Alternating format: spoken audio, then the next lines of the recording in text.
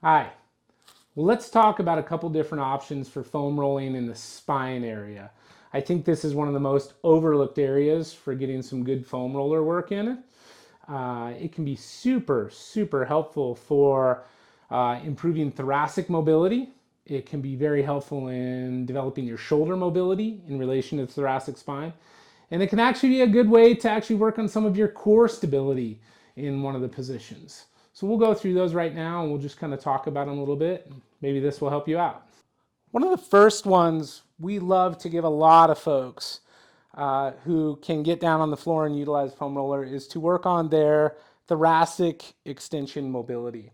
And so what we'll see is we'll utilize often a short one, but a long one works as well for this. And we'll go crosswise across the spine, oftentimes supporting the head with the hands and just putting the foam roller right around the shoulder blades. And here we work on bending around the foam roller.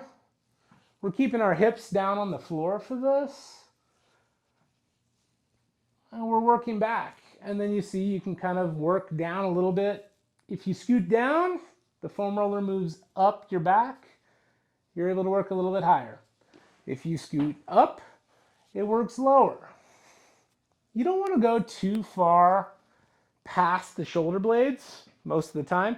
And we definitely want to stay out of the low back with the foam roller going across like this. We have seen more patients than we can count who've tried to do it and they've injured themselves in the low back. So we try to stay away from that as well.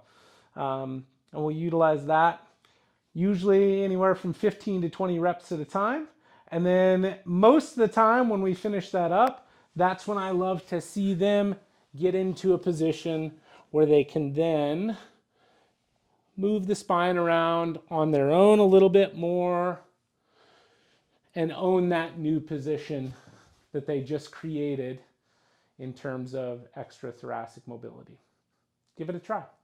This is foam rolling with the foam roller running along the spine. I have it directly up against my spine right in the middle right now. My legs are feet on the floor with a nice wide base of support. And from here, you can play with a number of different positions. As mentioned in an earlier video, it's not a one-size-fits-all process. For some folks, they may put arms out to find different areas to work on with the foam roller. Some people might want to be here. And so you can explore carefully some side-to-side movement in terms of that.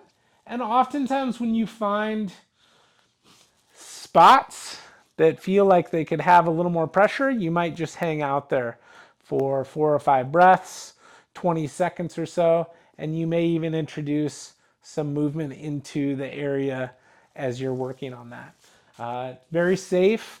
Again, nice base of support.